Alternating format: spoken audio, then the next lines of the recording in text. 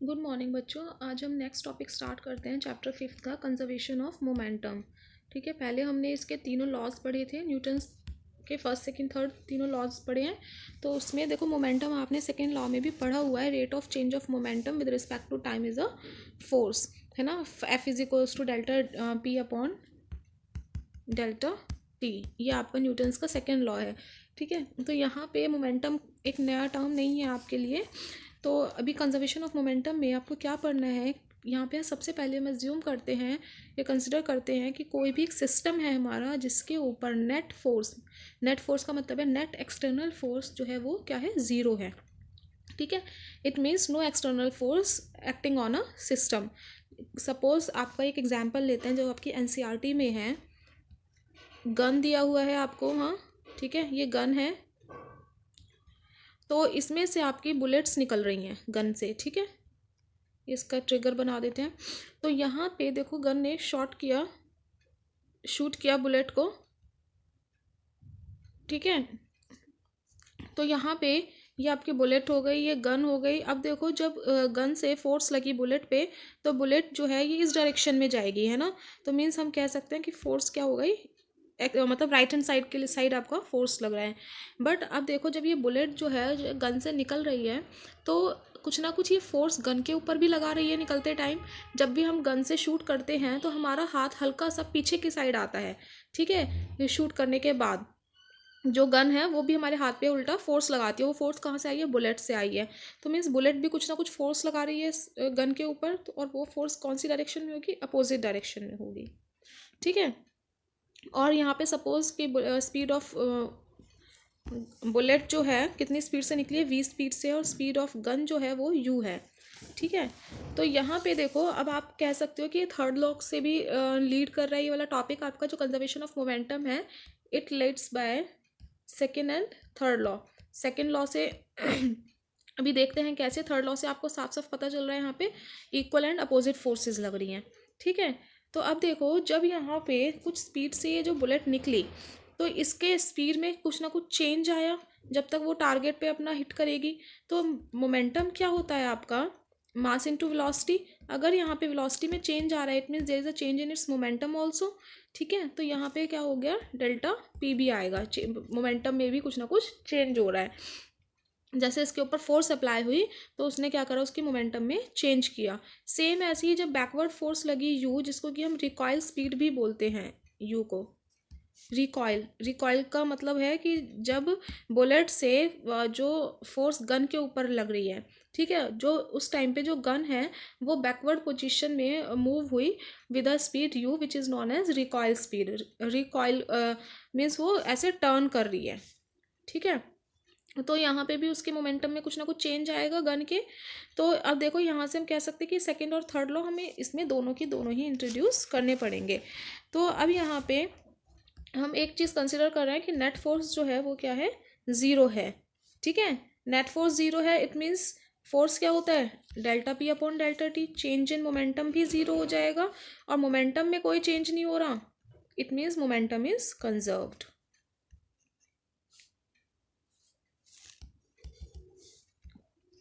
Momentum is conserved. ठीक है, देखो मोमेंटम, एक कंजर्वेशन ऑफ मोमेंटम तो हमारा टॉपिक है ही ना, कि अगर हमारे सिस्टम में मोमेंटम चेंज नहीं हो रहा है या कांस्टेंट है, इट मीन्स कि मोमेंटम जो है वो हमारा क्या हो गया, कंजर्व हो गया। देयर इज़ नो मतलब हम एनर्जी का बोलते हैं ना, जैसे energy neither be created nor be destroyed, ऐसे ही ये मोमेंटम है, it can be created, it can be destroyed, but it will B conserved. जितना इनिशिएट हुआ है उतना ही वो फाइनल पॉइंट पे भी वो इतना ही रहेगा। ठीक है, तो यहाँ पे देखो मोमेंटम कंजर्वेशन, अभी आप कह रहे हो कि मैम आपने कहा था कि यहाँ पे मोमेंटम में चेंज आएगा, बट अभी कह रहे हैं कि change in momentum is zero. यहाँ पे चेंज, कौन सा चेंज ज़ीरो किया है हमने, नेट एक्सटर्नल फोर्स जो हम बाहर से अप्लाई कर रहे हैं वो हम नहीं कर रहे हैं यहाँ पे। ठीक है, नेट कोई हमें यहाँ पे एक्सटर्नल फोर्स नहीं दे रहे हैं। ये आपका एक सिस्टम है, जो भी हो रहा है सिस्टम के अंदर ही हो रहा है। ये आपका गन बुलेट का एक सिस्टम है, इस सिस्टम के अंदर हो रहा है, इस सिस्टम के बाहर से इसको कुछ नहीं मिल रहा है, हवा पानी कुछ नहीं मिल रहा है। इसीलिए हम इसको बोल रहे हैं कि एक आपका क्या है, आइसोलेटेड सिस्टम है। ठीक है। आइसोलेटेड सिस्टम वो सिस्टम होता है जिस सिस्टम में जो भी हो रहा है प्योरली उसके इंटरनल फैक्टर्स की वजह से ही हो रहा है, एक्सटर्नली हम उसको कुछ भी सप्लाई नहीं कर रहे हैं। अगर यहाँ पे गन बुलेट के ऊपर फोर्स लगा रही है, बुलेट गन के ऊपर फोर्स लगा रहा है, तो वहाँ पे वेलोसिटी में चेंज हो रहा है, मोमेंटम में चेंज हो रहा है, तो वो उनके इंटरनल फैक्टर्स की वजह से ही हो रहा है। ठीक है। फोर्स जो लग रही है यहाँ पे दो पार्टिकल्स के बीच में इंटरनली लग रही है, पेयर में लग रही है। ठीक है। जो कि हमने पहले भी पढ़ा था, न्यूटन्स के थर्ड लॉ में भी बताया था मैंने आपको, force never occur singly in nature. Force कभी भी आपका नेचर में सिंगल नहीं मिलती है, वो एक म्यूचुअल इंटरेक्शन होता है दो बॉडीज़ का। तो यहाँ पे फोर्स के दो म्यूचुअल बॉडीज़ कौन सी हैं जिनमें इंटरेक्शन हो रहा है, गन और बुलेट है। ठीक है। आई होप ये अब आप सबको समझ आ रहा होगा। तो अब देखो इसका हम कैसे इसका एक्सप्रेशन ड्राइव करते हैं। सेकेंड वो थर्ड लॉ के अकॉर्डिंग हम इसको लिख सकते हैं कि गन से बुलेट पे जो फोर्स लगी, ठीक है, सॉरी उल्टा लिख दिया मैंने, force on bullet due to gun, FBG का क्या मतलब है, force on bullet by gun. ठीक है। ये इक्वल है और अपोजिट है force on gun by bullet. ये हमारा गन सिस्टम था, यहाँ से बुलेट निकली, इसका फोर्स इस डायरेक्शन में है जो एफ जी है। ठीक है। बुलेट ने इस डायरेक्शन में फोर्स लगाया, आपका force on gun due to bullet, force on bullet due to gun. ठीक है। तो अभी देखो यहाँ पे ये किसके, न्यूटन्स के थर्ड लॉ की वजह से हमने ये वाला इक्वेट कर दिया है, due to Newton's third law, this one. ठीक है। अब देखो न्यूटन्स के सेकेंड लॉ से हम क्या कह सकते हैं, अकॉर्डिंग टू सेकेंड लॉ यहाँ पे चेंज आएगा मोमेंटम में, change in momentum of bullet. Bullet के मोमेंटम में क्या चेंज आया, देखो हमने फॉर्मूला पढ़ा था, F is equals to delta P upon delta t. तो चेंज इन मोमेंटम को हम ऐसे लिख सकते हैं, एफ इंटू डेल्टा टी। ठीक है। तो मैं इसको भी यही लिख दूँ, एफ इंटू डेल्टा टी। ठीक है। अब change in momentum of gun, bullet के मोमेंटम में चेंज हो रहा है तो हम इसको एफ बी जे से लिख देते हैं, और इसको हम क्या लिख देते हैं, एफ जी बी से। ठीक है। इनटू डेल्टा टी, ये सेम रहेगा। ठीक है। बट अपोजिट डायरेक्शन में है तो यहाँ पे माइनस और लगा देंगे। अब नेट फोर्स क्या है, ज़ीरो है due to second third law, तो हम लिख रहे हैं कि नेट फोर्स इज ज़ीरो। जब हमारा नेट फोर्स ज़ीरो है तो हमारा इंटरनल जो फोर्स है वो क्या है, only F G B plus F B G is equals to zero. External force और ये क्या हो गया आपका इंटरनल फोर्स का हम क्या ले लेंगे, सम अप कर लेंगे। ठीक है। कैसे किया, ये वाला जो ये था फोर्स था आपका, ये इधर जाके प्लस का हो जाएगा और इक्वेट कर दिया ज़ीरो के। तो हम यहाँ से कह सकते हैं कि internal force act as a pair and external force is zero. So internal force equal and opposite. तो इंटरनल जो फोर्स है वो आपकी क्या है, इक्वल और अपोजिट है एंड कैंसल्स ईच अदर। इन दोनों फोर्सेस ने क्या करा, एक दूसरे को कैंसिल भी कर देंगे ये। ठीक है। तो हम कह सकते हैं कि टोटल मोमेंटम इज कंजर्व्ड। अब देखो यहाँ पे ये तो हमने बात कर ली कि टोटल मोमेंटम आपका कंजर्व रहेगा, और इसके अकॉर्डिंग हम ये भी लिख सकते हैं कि F G B plus F B G जब हमने ज़ीरो किया था तो momentum of gun plus momentum of bullet भी हमारा क्या हो गया, ज़ीरो हो गया। ठीक है। कैसे हुआ, हम इनको मोमेंटम्स को कैसे देखते हैं कि initial momentum is equals to final momentum, कि शूट होने से पहले बुलेट का गन से बाहर निकलने से पहले क्या मोमेंटम था, और आफ्टर शूट क्या मोमेंटम आया है। ठीक है। तो वो क्या हो गया, आपका पी एफ हो गया है। ठीक है। इनिशियली हम कह रहे हैं कि दोनों ही रेस्ट पे हैं, तो ये आपका ये हो गया इज इक्वल्स टू ज़ीरो। तो हम इससे कह सकते हैं कि total momentum of system is conserved. और ये टॉपिक थोड़ा अच्छे से पढ़ लेना, क्योंकि नेक्स्ट चैप्टर में हम इसको और अच्छे से एक्सप्लेन करेंगे। यहाँ पे तो बस थोड़ा बहुत है कंजर्वेशन ऑफ मोमेंटम, आगे ज़्यादा है। ठीक है। तो आगे पढ़ेंगे। तो अभी देखो एक और इसका छोटा सा डेरिवेशन है वो कर लेते हैं। हमने कंसिडर किए हैं दो bodies A and B, consider two bodies A and B जिनका इनिशियल मोमेंटम है P A and P B. ठीक है। दो बॉडीज़ का, फर्स्ट बॉडी का P A and second body का पी बी। फिर हम कह रहे हैं सपोज ये दो बॉडीज़ हैं। ठीक है। फिर हम कह रहे हैं कि कुछ टाइम बाद ये दोनों बॉडीज़ यहाँ आके कोलाइड कर गई, और कोलाइड करने के बाद ये एक दूसरे से अलग अलग अपनी डायरेक्शंस में चली गई। ठीक है, तो पहले आपका ये मोमेंटम कितना था, पी ए पी बी था। आफ्टर कोलिजन कितना हो गया, P A dash and P B dash. ठीक है, तो हम यहाँ पे लिख सकते हैं सेकेंड लॉ से, न्यूटन सेकेंड लॉ क्या था, F is equal to delta P upon delta T. ठीक है, तो इसको हम क्या लिख सकते हैं, डेल्टा पी को एफ इंटू डेल्टा टी।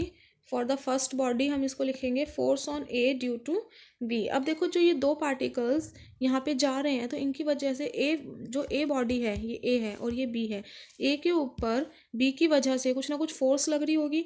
तो F A B into delta T को हम क्या लिख सकते हैं, चेंज इन मोमेंटम है, तो P A dash minus P B dash. ठीक है, चेंज इन मोमेंटम का क्या मतलब है, यहाँ पे ये P A dash minus P B dash हमने कैसे लिखा है कि जो आफ्टर कोलिजन जो हमारा मोमेंटम था और जो बिफोर कोलिजन हमारा मोमेंटम था उसमें क्या चेंज आया है। ठीक है, दो बॉडीज़ आई, आपस में टकराई और अलग अलग हो गई। ठीक है, अलग अलग जाने से के बाद और पहले उनकी क्या सिचुएशंस थी उनको हमने इससे रिप्रेजेंट किया है। ऐसे ही एफ सेकेंड बॉडी के ऊपर क्या फोर्स लगेगी ड्यू टू फर्स्ट बॉडी, और उसकी उस फोर्स की वजह से सेकेंड बॉडी में क्या चेंज आएगा। सॉरी, यहाँ पे ये ए है, बी लिखा है ना, ये ए है यहाँ पे। ठीक है, तो सेकेंड बॉडी में उसके मोमेंटम में क्या चेंज आएगा, P B dash minus P B. P B dash is the momentum of the second body after collision and P B is the momentum of second body before collision. ठीक है, ये दो equations याद रखो, note down करते रहना, साथ के साथ कॉपी पेन लेके बैठा करो, नोट्स बनाते रहा करो। फिर हम इसका थर्ड लॉ के अकॉर्डिंग देखते हैं। हमें पता है थर्ड लॉ क्या होता है, इक्वल एंड अपोजिट होता है, तो F A B is equals to minus F B A हो जाएगा। ठीक है, एफ ए बी हमने अभी यहाँ पे पीछे क्या निकाला था, P A dash minus P A, है ना। और एफ, अब देखो आप सोच रहे होगे कि इनके साथ डेल्टा टी भी था, डेल्टा टी से हमने डेल्टा टी यहाँ पे कैंसिल कर दिया, डेल्टा टी से यहाँ डेल्टा टी कैंसिल कर दिया और इन दोनों इक्वेशंस को इक्वेट कर लिया। और ये माइनस, और यहाँ पे क्या आ गया आपका P B dash minus P B. ठीक है, इसको हम कॉमन लें तो ये माइनस का हो गया, और इन ब्रैकेट्स को अगर मैं हटा दूँ और ये माइनस माइनस यहाँ पे ये प्लस हो जाएगा। ठीक है, तो एक साइड बिफोर कोलिजन वाले टर्म्स लिख लेते हैं और एक साइड आफ्टर कोलिजन्स वाले टर्म्स लिख लेते हैं। तो ये हो गया पी ए डैश, और ये डैश इधर आ गया तो ये प्लस का हो गया पी बी डैश, ये पी बी, और ये इधर आ गया तो प्लस पी ए। ठीक है, ये हो गया आपका। अब देखो ये डैश वाली टर्म्स आफ्टर कोलिजन क्यों, डैश वाली ये विदाउट डैश क्या है आपका, बिफोर कोलिजन है। ठीक है, तो हम यहाँ से लिख सकते हैं P F is equals to P I, means momentum जितना आपका पहले था इनिशियल और after collision final momentum is equal. So यहाँ से हम कह सकते हैं कि सिस्टम इज कंजर्व्ड। ठीक है, momentum is conserve, this is the conservation of momentum, कि बिफोर कोलिजन आपका मोमेंटम इक्वल है आफ्टर कोलिजन के।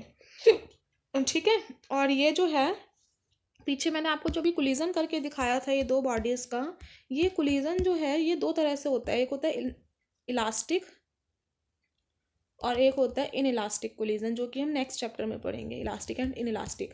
ठीक है, एक में क्या होता है कि ये बॉडीज़ अपार्ट हो जाती हैं, और एक में क्या होता है कोलाइड करने के बाद ये बॉडीज़ एक साथ चलती हैं विद द सेम स्पीड। ये हम नेक्स्ट चैप्टर में पढ़ेंगे। तो आपका जो हमने अभी ये पढ़ा है conservation of momentum, it is true for both these cases. ठीक है, तो ये दोनों ही केसेस के लिए क्या है आपका, इक्वल है, सही है, वैलिड है मतलब। नेक्स्ट टॉपिक है आपका equilibrium of a particle. Again हम वही बात करेंगे कि कोई भी पार्टिकल अपने सिस्टम में इक्विलिब्रियम पोजीशन में रहना, इक्विलिब्रियम पोजीशन में रहने का क्या मतलब है कि उसका चारों तरफ से इक्वेट हो रहा है। इक्वेट होने का क्या मतलब है कि हम उसमें बाहर से कोई भी एक्सटर्नल फोर्स नहीं दे रहे हैं। ठीक है, आपने फर्स्ट लॉ पढ़ा है कि कोई भी बॉडी अपनी रेस्ट पे रहती है जब तक हम उसके ऊपर एक्सटर्नल फोर्स अप्लाई ना करें, और अगर मोशन में है तो मोशन में ही रहेगी without applying any external force. So ये वो बॉडी उस टाइम पे क्या है, फिर अपनी इक्विलिब्रियम में है, अगर वहाँ पे कोई भी चेंज उसमें नहीं हो रहा है तो। ठीक है, उसको हम क्या बोलते हैं, इक्विलिब्रियम। कोई भी आपका आइसोलेटेड सिस्टम है, आइसोलेटेड सिस्टम वो सिस्टम होता है जिसमें हम उसको आइसोलेट कर देते हैं, अलग कर देते हैं, मीन्स बाहर की दुनिया से हम उसको अलग करके रख देते हैं, उसके ऊपर बाहर का कोई भी इन्फ्लुएंस नहीं होता है। ठीक है, तो यहाँ पे हम कह रहे हैं कि नेट एक्सटर्नल फोर्स जो है आपकी, अगेन वो क्या है, ज़ीरो है। तो अब यहाँ पे अगर दो फोर्सेस इंटरनली हमने दो फोर्सेस लिया F1 एंड F2 और किसी पार्टिकल पर वो लग रही हैं, F1 और F2 दो फोर्सेस हैं यहाँ पे इस पार्टिकल पे लग रही हैं। तो ये जो दोनों फोर्सेस हैं, इन फोर्सेस की वजह से ये पार्टिकल जो होगा वो इक्विलिब्रियम कैसे अटेन करेगा, जब ये दोनों फोर्सेस इक्वल एंड अपोजिट होंगी। मीन्स जितना यहाँ से आया उतना ही यहाँ चला गया, ठीक है। तो उस टाइम पे ये पार्टिकल जो है वो क्या है, इक्विलिब्रियम में है, इक्वल एंड अपोजिट फोर्सेस की वजह से। और अगर हम मोर देन 2 फोर्सेस, 3 फोर्सेस लेते हैं, 4 फोर्सेस लेते हैं, तो उनका वेक्टर सम हम कैसे लिखते हैं, F1 plus F2 plus F3, और कितनी भी आप ले सकते हो, वो इक्वल होना चाहिए 0 के, तभी वो हमारा सिस्टम जो है इक्विलिब्रियम में रहेगा, या हमारा जो पार्टिकल है वो इक्विलिब्रियम में रहेगा, ठीक है। इसको मैं आपको वेक्टर सम को ड्रॉ करके दिखा देती हूँ। सपोज ये आपका पार्टिकल है, इससे एक फोर्स लग रही है, ये F1 F2 और ये F3, ठीक है। अब हमें पता है किसी भी फोर्स का रिजल्टेंट निकालने के लिए हम क्या करते हैं, एक पैरेललोग्राम ड्रॉ कर लेते हैं, ठीक है। ये आपका एक पैरेललोग्राम हो गया। अब इसका हम इक्वेट करेंगे, इसको इक्वेट कैसे करेंगे, हमने वेक्टर्स का पढ़ा था जब सेकंड चैप्टर में, थर्ड चैप्टर में, तो वहाँ पे वेक्टर रिजोल्यूशन में हमने पढ़ा था। लाइक F2 है, इसको हम एज इट इज़ ड्रॉ कर लेते हैं। F1 जो है ये वन साइड, इसको हम इस साइड भी पुट कर सकते हैं, ठीक है। तो ये ऊपर की साइड था, इसका एरो हमने ऊपर लगा दिया। ये F3 नीचे की साइड है, तो हम इसको F3 को ऐसे लगा देंगे, ठीक है। Now F3 is the resultant of F1 and F2।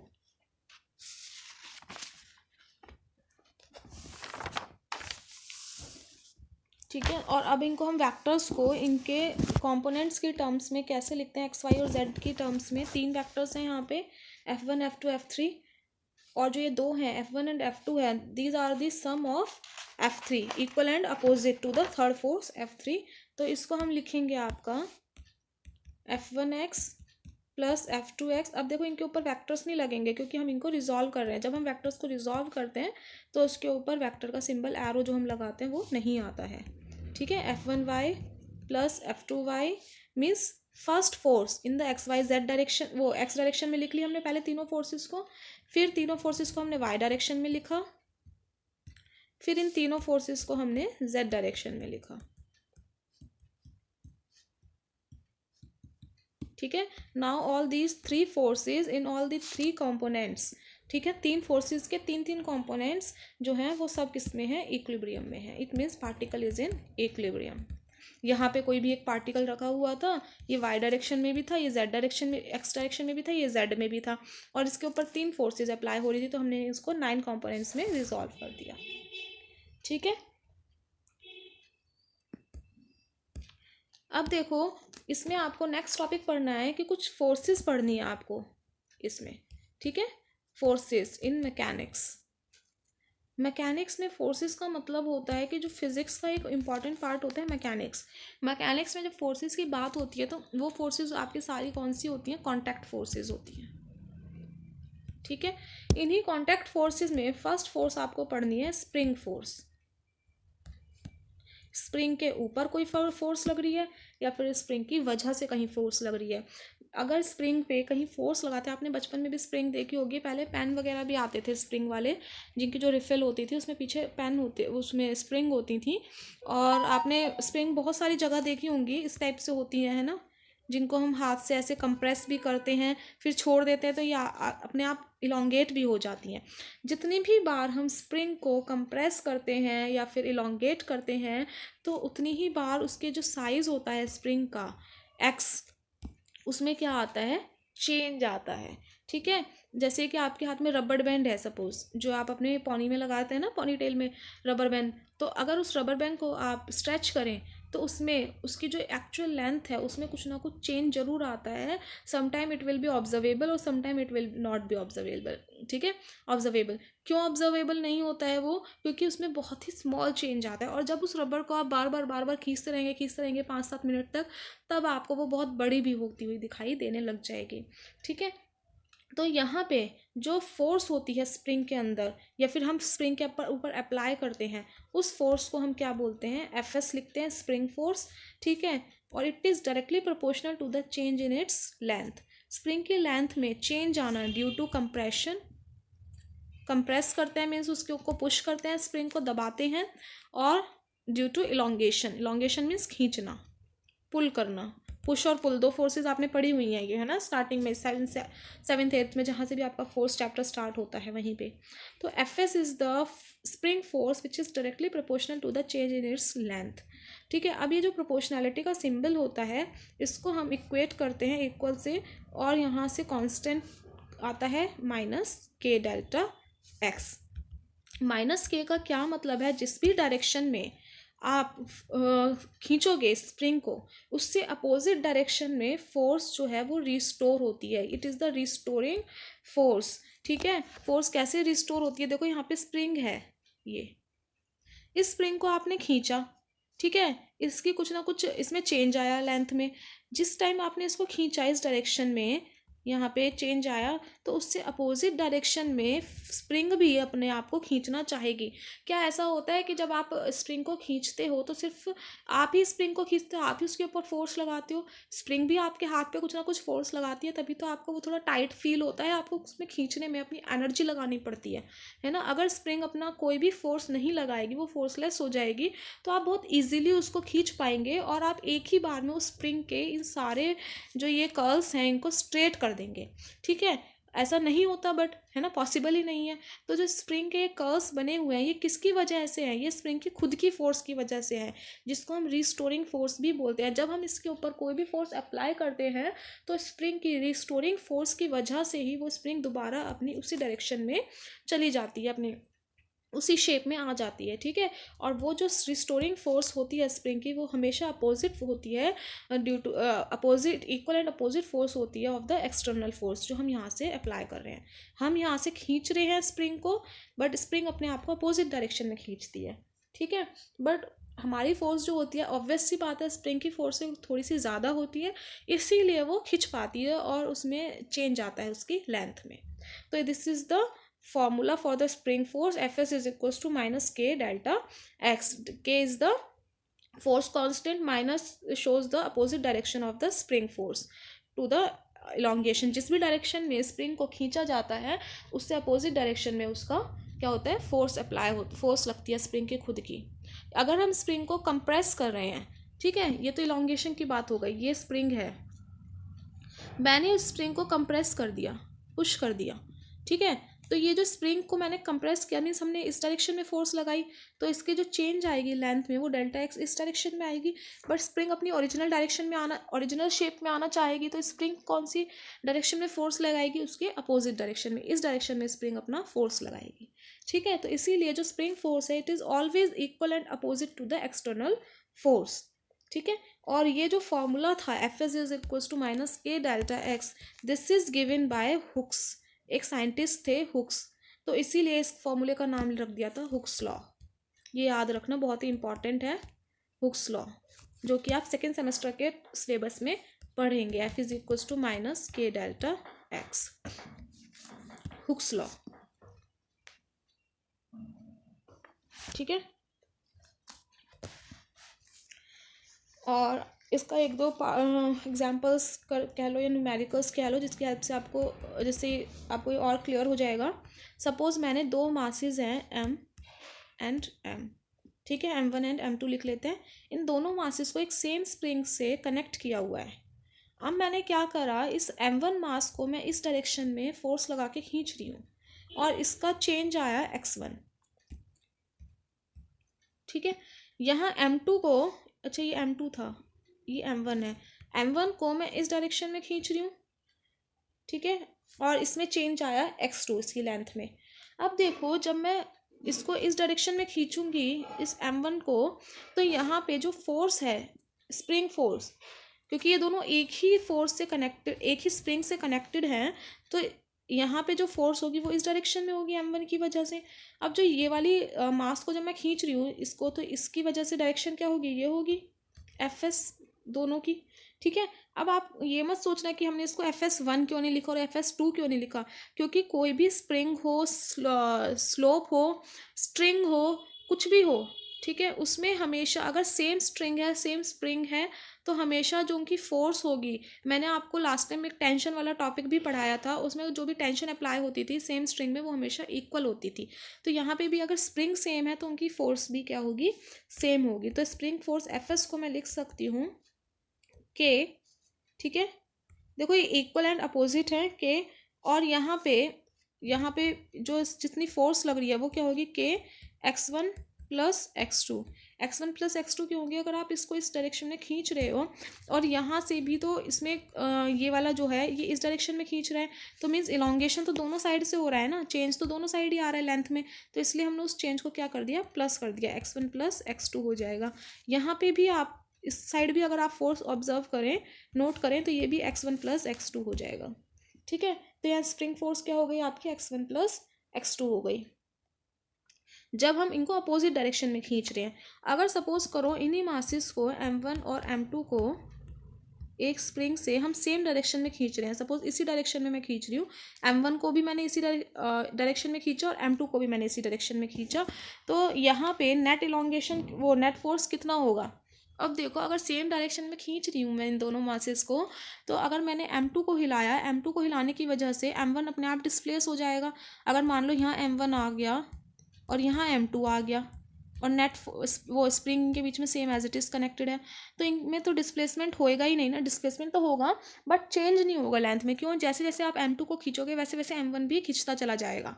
ठीक है, तो यहाँ पे कोई भी चेंज नहीं होगा। सपोज आपने एक धागा लिया, उस धागे में बीच में दो कोई भी पत्थर बांध दिए, ठीक है, या फिर स्प्रिंग ली, स्प्रिंग के बीच में दो स्टोन्स को टाई कर दिया, तो आप अगर फर्स्ट स्टोन को खींचोगे एक ही डायरेक्शन में तो दूसरा स्टोन तो अपने आप खींचेगा, कि दूसरे स्टोन को हम कोई और बंदा सामने से नहीं खींच रहा है, तो एक ही डायरेक्शन में खींचेंगे तो वहाँ पे सेम दोनों एक ही लेंथ से क्या होते जाएंगे, मूव करते जाएंगे एक ही डिस्टेंस से। तो इट मीन्स यहाँ पे जो डेल्टा एक्स है चेंज नहीं हो रहा है उसमें, उसकी साइज़ में, लेंथ में कोई भी चेंज नहीं आएगा यहाँ पे। ठीक है, क्योंकि जो स्प्रिंग है वो उनके बीच में कनेक्टेड है और स्प्रिंग में कोई भी लॉन्गेशन नहीं हो रहा है। अगर आप m2 को खींच रहे हो तो m1 भी साथ साथ उतना की उतना ही चल रहा है। अगर डेल्टा इज जीरो है तो यहाँ पे स्प्रिंग फोर्स भी क्या हो जाएगी आपकी, जीरो हो जाएगी।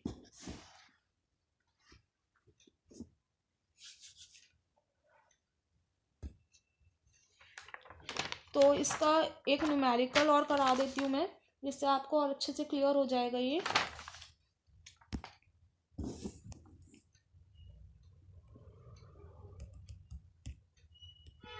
सपोज यहाँ पे एक स्ट्रिंग से आपने एक पुली को टाई किया हुआ है होल्डर से, और इस पुली के एक साइड जो है वो स्प्रिंग है, ठीक है, और स्प्रिंग से एक मास कनेक्टेड है m, और इसकी दूसरी साइड जो है वो एक स्ट्रिंग से है और उस स्ट्रिंग से हमने 2m दूसरा मास कनेक्ट किया हुआ है।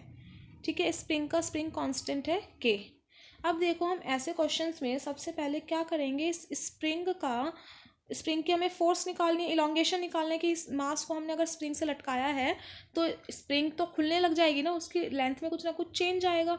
जैसे आप लोगों ने कभी वो देखा होगा कि सिलेंडर जो होते हैं, स्प्रिंग बैलेंस जो होता है उससे सिलेंडर को मेज़र करते हैं। ठीक है, उसके हुक पे जब हम सिलेंडर को लटका देते हैं तो उसमें ऊपर जो स्प्रिंग होती है वो पूरी खिंच जाती है नीचे तक। ठीक है, तो उसकी वजह से उसकी लेंथ में कुछ ना कुछ चेंज आया है, तो हमें वो इलोंगेशन निकालना है, वो चेंज इन लेंथ निकालनी है यहाँ।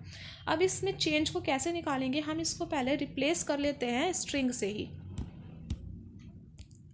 ठीक है, इस पुली में जो हमने एक साइड स्प्रिंग लगाई है उसको मैं एक स्ट्रिंग से रिप्लेस कर लेती हूँ और यहाँ m मास को बांध देती हूँ इसका एज इट इज़, और यहाँ पे 2m था हमारा। अब देखो हमने ये वाले केसेस किए हुए हैं पहले स्ट्रिंग वाले, तो इसीलिए मैंने इसको रिप्लेस कर लिया, क्योंकि जैसे जैसे स्ट्रिंग में टेंशन लगती है वैसे ही स्प्रिंग में फोर्स होती है। ठीक है, अब देखो इस मास की वजह से इसका नीचे वेट लगेगा mg, w is equals to mg जो हम लिखते थे, याद है आप लोगों को, थोड़ा सा प्रैक्टिस कर लेना, न्यूमेरिकल्स आपकी बुक में दिए हुए हैं। और जिस भी डायरेक्शन में वेट अप्लाई होता है उससे अपोजिट डायरेक्शन में स्ट्रिंग जो होती है वो अपनी क्या लगाती है, टेंशन को अप्लाई करती है। ऐसे ही यहाँ पे जो मास होगा वो 2mg हो जाएगा, वो सॉरी वेट, और इससे ऊपर जो टेंशन लगेगी वो t होगी। अब देखो ये जो पूरी एक रोप है या स्ट्रिंग है ये पूरी एक ही है, सेम है, ये दो अलग अलग नहीं है, ये पूरी सेम है ऐसे, जिसको हमने ओवर द पुली ऐसे लटकाया हुआ है। ठीक है, अब देखो सेम स्ट्रिंग है, तो इस पुली की वजह से, जब ये पुली है इसमें ये स्ट्रिंग लटकी हुई है, तो ये भी तो अपने कुछ ना कुछ टेंशन लगाएगी, और वो टेंशन इस पुली से जो ये मास दिया हुआ है उससे हमेशा अपोजिट डायरेक्शन में होती है।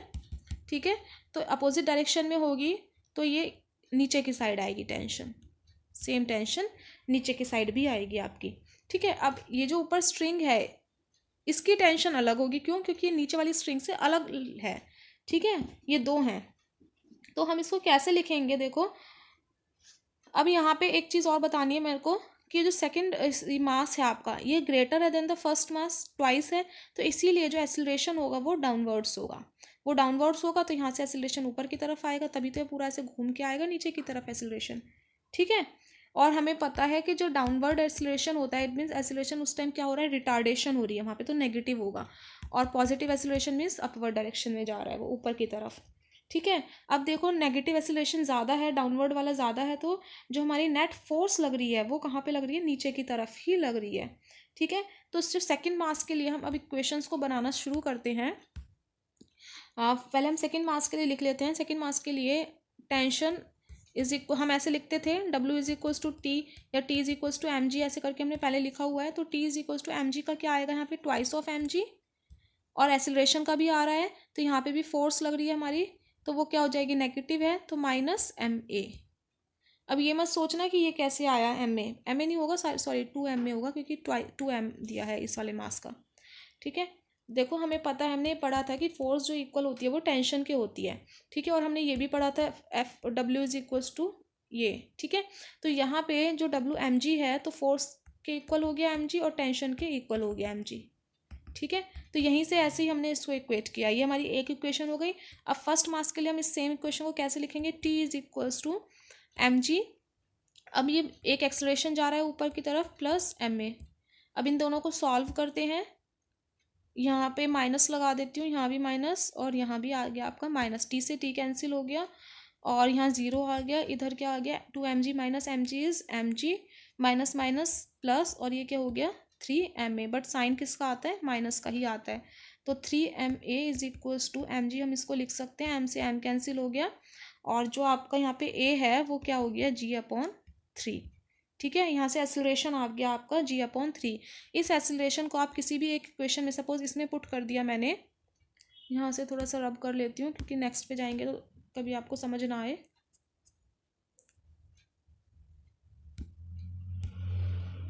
तो यहाँ पे मैंने इसको लिखा T is equals to mg plus ma, second equation को मैंने लिख लिया, और a की जगह मैंने g+3 पुट कर दिया, g/3। तो इसका वो लेंगे हम, एलसीएम लेंगे, 3 इधर चला जाएगा, तो ये टोटल हो जाएगा आपका 4mg/3। ठीक है, ये क्या हो गया? आपका टेंशन आ गया। अब हमें क्या निकालनी थी? स्प्रिंग फोर्स, जो कि क्या थी? K∆x। ठीक है, तो K∆x जो है आपका स्प्रिंग फोर्स ही है, तो वो टेंशन के इक्वल होगा, F is equals to T, अभी बताया था आपको। तो हमें यहाँ से टेंशन के इक्वल है, तो इसको मैं K∆x लिख सकती हूँ। T क्या आया आपका? भी 4/3mg/3 is equals to K∆x, और मेरे को पता था कि यहाँ स्प्रिंग का इलोंगेशन निकालना है, Δx निकालना है, तो यहाँ से पीछे से नोट कर लेते हैं, T is equals to K∆x, और T कितना आया? 4/3mg is equals to K∆x, so Δx is equals to 4/3mg/K। This is the elongation in spring whose mass is m। ठीक है, उसमें कितना चेंज आया? ये चेंज आया। अगर आपको K का कांस्टेंट दिया हुआ हो, स्प्रिंग कांस्टेंट, मास पता हो स्प्रिंग का, और ग्रेविटी की तो वैल्यू हमें पता ही है 9.8। ठीक है, इन सबको आप पुट करके चेंज निकाल सकते हैं कि हमारी जो लेंथ है वो उसमें कितना चेंज आया है। तो जब भी आपके ऐसे स्प्रिंग और स्ट्रिंग का दोनों का मिक्स वाले कोई भी न्यूमेरिकल आता है पेपर में, तो उसको आप कैसे कर सकते हैं? उस स्प्रिंग को पहले स्ट्रिंग से क्या कर लेंगे? रिप्लेस कर लेंगे। ठीक है, फिर उसको सॉल्व करना इजी हो जाता है, और इन न्यूमेरिकल्स की थोड़ी सी प्रैक्टिस करो जिससे कि आपको आदत हो जाए करने की, बहुत ही ईजी है। तो नेक्स्ट क्लास में हम नेक्स्ट टॉपिक करेंगे आपका, देखते हैं कौन सा है, और अभी इतना ही करो, अपने नोट्स बना लो प्रॉपर, और अपने न्यूमेरिकल साथ के साथ एक्सरसाइज क्वेश्चन करते रहो।